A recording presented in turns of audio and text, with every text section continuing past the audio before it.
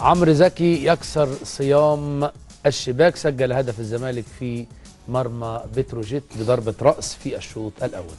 كابتن فاروق، يعني لو وضعت الفرقتين في ميزان التقييم الفني في الشوط الأول تقول إيه؟ مفيش تكافؤ، مفيش تكافؤ فني ولا بدني ولا تكتيكي في الفرقتين. الزمالك ليه شكل، ليه خطوط، ليه تنظيم، ليه أطراف، ليه دفاع، ليه نص ملعب، ليه استحواذ، ليه هجمات.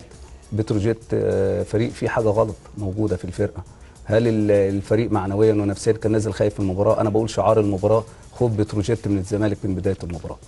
وعشان كده بتروجيت لما اللعيبة بقى جه فيها الهدف وحصل التغيير، بدأ في تحرر شوية من الحبس والضغط النفسي اللي كان موجود على اللعيبة. بدأ بتروجيت يروح لمرمى الزمالك، لكن طوال ال 45 دقيقة حوالي 39 دقيقة 40 دقيقة بتروجيت ما راحش، ما فيش كرة راحت عند عصام الحضري.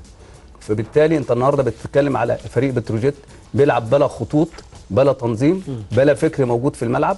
ده مأثر عليه. احنا شايفين بتروجيت فريق يختلف تماما عن بتروجيت السنة اللي فاتت في حاجات كتير قوي. اول عنصر هو العنصر الانسجام بين اللعيبة. التشكيلة اللي موجودة دي مأثرة بشكل سلبي جدا على الأداء الفني.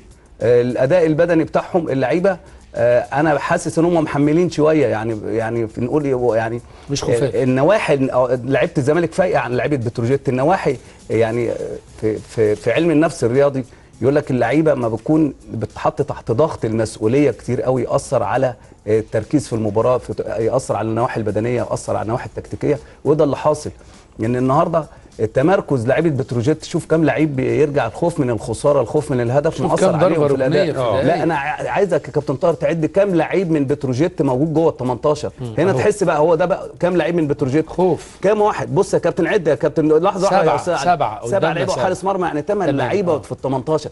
اذا التمركز بتاعه طبيعي. الكره دلوقتي المفروض واحد يبقى عند الكورنر، واحد او اثنين، وفي اثنين لعيبه واقفين بره ال 18. الكره دي لو خرجت لعيبه هتروح لعيبه نادي الزمالك. راحت كورنر، ده هدف ده الهدف. هنا نفس العدد، مفيش رقابه ونفس العدد بدون رقابه. اذا النهارده بقول ان لعيبه نادي الزمالك بالتالي 7 وجول. اذا النهارده اللعيبه الضغط العصبي وتحميل اللعيبه مسؤوليه كبيره للمباراه. المفروض يبقى الاعداد النفسي يناسب المباراه، وبيلعب الزمالك فريق كبير. لكن انا في اعتقادي ان نادي الزمالك ما كانش يعتقد ان بتروجيت بالطريقه دي، او ما اعتقدش ان بتروجيت هيكون منافس سهل للدرجه دي. ان الزمالك لعب باستحواذ زي ما عايز، انتشر زي ما عايز. رغم كل ده كان نادي الزمالك لو حافظ على تواجد عمرو زكي وابو كونيه موجودين في قلب الملعب، كان نادي الزمالك ممكن يجيب اكتر من الهدف. لكن هو اعتمد ان ابو كونيه ينزل نص الملعب، عمرو زكي ينزل نص الملعب، اعتمد على حسين ياسر وشيكابالا ان هم صناع الالعاب.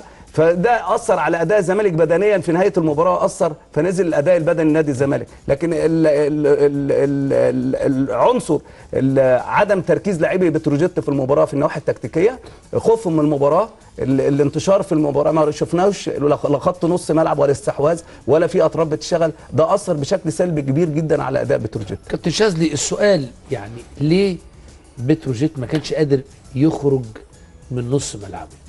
يعني هل ده راجع لتفوق الزمالك ولا لغياب اللاعبين الصالحين للاستهلاك الكروي؟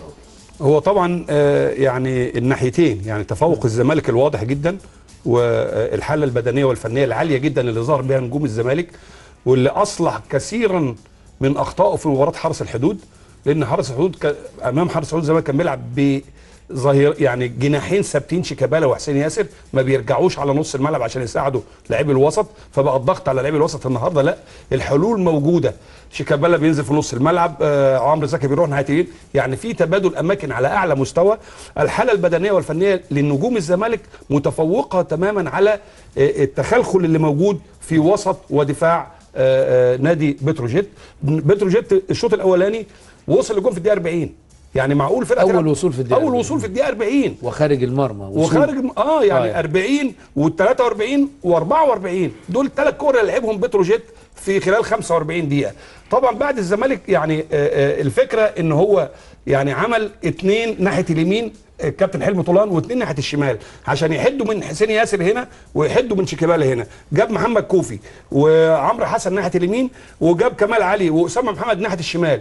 لغوا بعض يعني كمال علي خصوصا واسامه كمال علي واسامه محمد لغوا بعض. الاثنين بيلعبوا زي بعض بالظبط، لا ده عارف يروح هنا ولا ده عارف يلعب هنا، لا استفادوا من كمال علي ولا استفادوا من المهاره الفرديه لاسامه محمد. بالعكس ان شيكابالا وحسين ياسر تفوقوا عليهم تماما في الناحيه المهريه، في المراوغه، في الانطلاقات، في الكرات العرضيه. الزمالك استفاد كثيرا من ادي فرصه دي الفرصه الوحيده دي 43 دي في الدقيقه 43 طبعا. تمريره رائعه من السيد حمدي اللي يعني محمد ابراهيم من نص الملعب لعبها لمحمد ابراهيم المنفرد تماما، او السيد حمدي لعبها ثرو جميل جدا. ودي موجوده في الكوره طبعا، خط ظهر الزمالك ناس بتهاجم على طول، فلازم يحصل خطا في خط الظهر مره، ودي الثانيه نفس الكلام، هي نفس يعني الكورة. نفس اللعبه. هي دي الفرصة نفس الكلام. الحقيقية. الفرصه برضه طلوع حسام الحضر في توقيت جيد، اجبر اللاعب انه يلعبها في بره المرمى. لو اتاخر ثانيه كان اللعيب ممكن يلعبها من فوق دماغه ويلعبها في نص الجول. دي برضه بتاعت سعد حمدي ناحيه الشمال في الدقيقه 44. بس كل دي مش فرص يا كابتن. لا يعني دي اللي فاتت دول دي كلها. الوصول اللي وصلوه بتروجيت ابتدوا يوصلوا من الدقيقه 40. من الدقيقه 40. العكس تماما ان الزمالك النهارده شفناه مسيطر تماما وبيلعب كره جميله جدا. وزي ما قال الكابتن فاروق، لو الزمالك متوقع حاله بتروجيت كان ممكن ينهي المباراه في شوطها الاول. بس هو كان المفروض يا كابتن طاهر انه ينهي المباراه، يعني في الظرف والشكل بوكونيه، ويجيبوا الجول الثاني والثالث، لان ما انتش عارف الظروف ايه اللي هيجرى الشوط الثاني. الشوط الاولاني بتروجيت في 3 مش موجودين في الملعب، سيد حمدي ومحمد ابراهيم واحمد فيليكس، 3